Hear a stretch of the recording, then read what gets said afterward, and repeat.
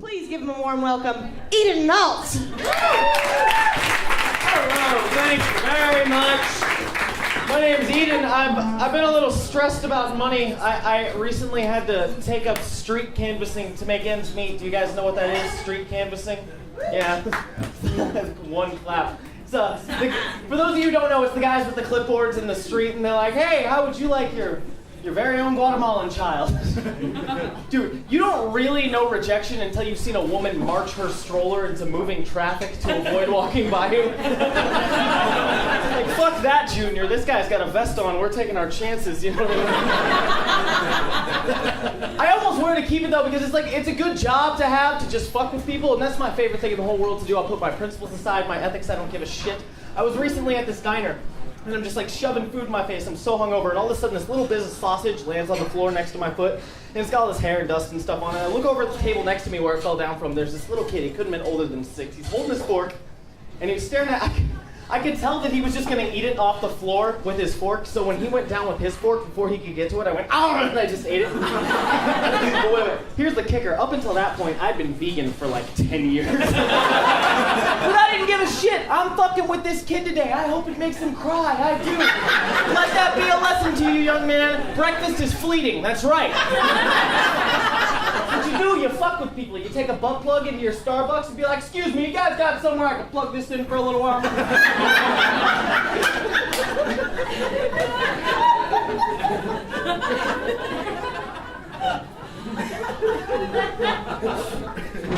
I love fucking with people. I'll put myself in personal danger just to fuck with someone. I don't give a shit. You ever hop in the backseat of a stranger's car while they're stopped at a red light?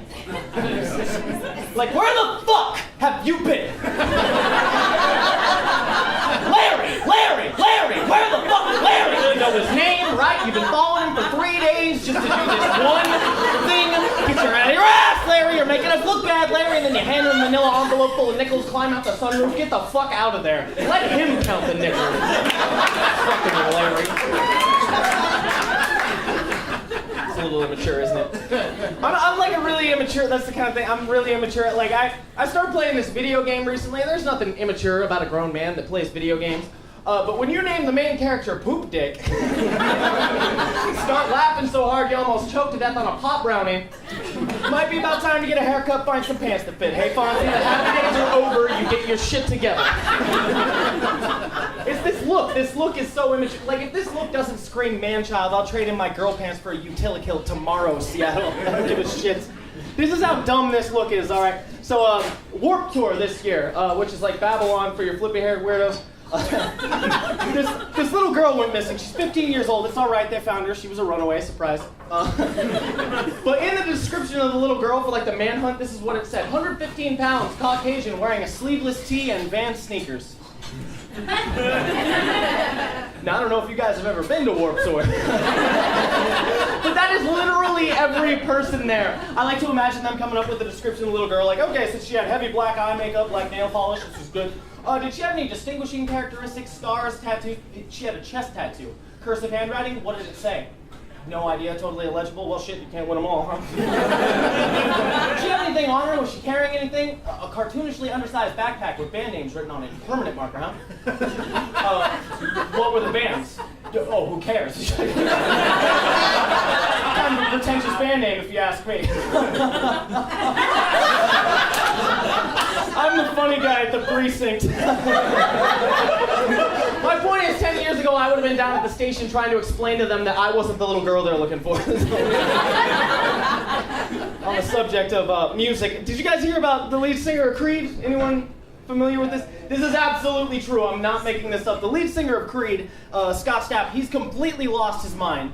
And he thinks that he's involved in a top secret plan to assassinate the President of the United States. It's absolutely true. His family, they're working tirelessly night and day to get him institutionalized. But I can honestly say for the first time in my life, I want to hear a new Creed record. Yeah,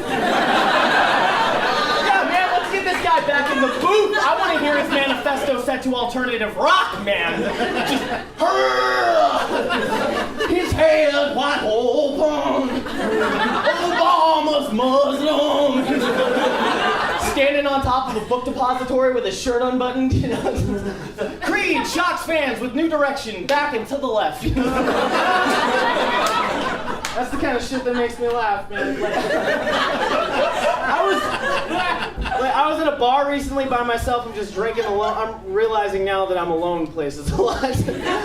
So I'm drinking by myself, and all of a sudden the song on the jukebox, it was Wham's "Wake Me Up Before You Go Go." You know, this little number.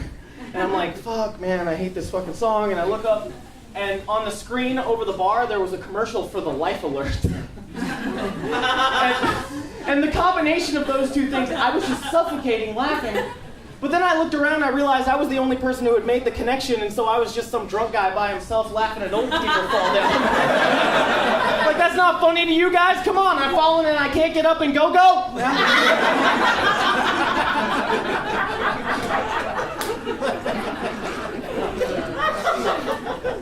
I'm nervous. I'm an insecure person. Can't help it. Like, I don't know. You consider yourself a confident dude? I guess not. Yeah. It's all right. No, it's me neither. And dude, like, this is what sucks about it. Like, you know, like when other people have confidence, it's like they're rubbing it in your face accidentally.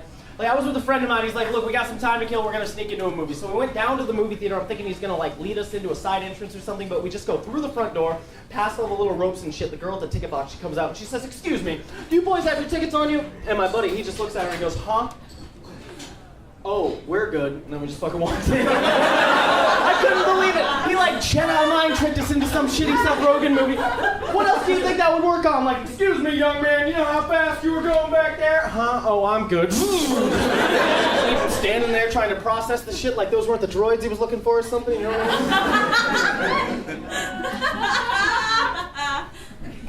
Sorry.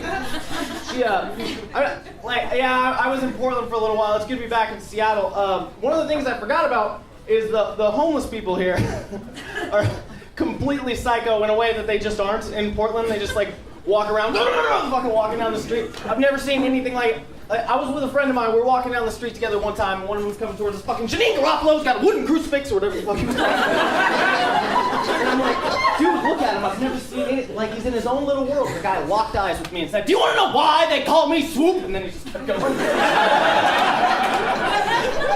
And I gotta tell you, folks, I was sad to see him go.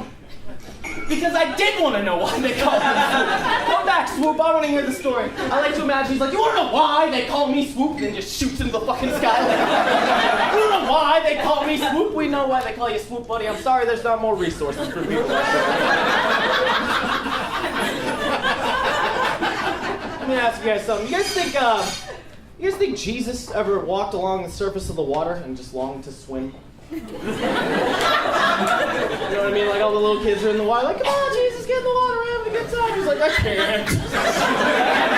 "You're a freak, Jesus, a freak." "Yeah, well, at least I have a dad." I don't know why that's Jesus' voice in my head. He's a Muppet or something. I was recently walking by a all-male bathhouse over here on Capitol Hill, and there was a man outside, and he said, "I will give you $200 to take a shower with me." And I was like, "Oh, thank you, that's nice, it's flattering." But like now, I'm kind of thinking like, "Hey, maybe I should." Because I don't know if you can tell this by looking at me, but the one thing I could use more than $200 is a fucking shower.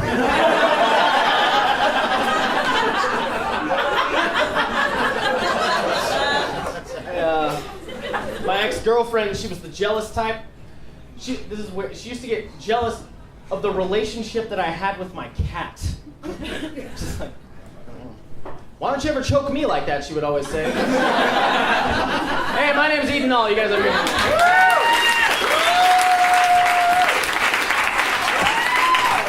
Always incredible. Nault, everybody. Yeah.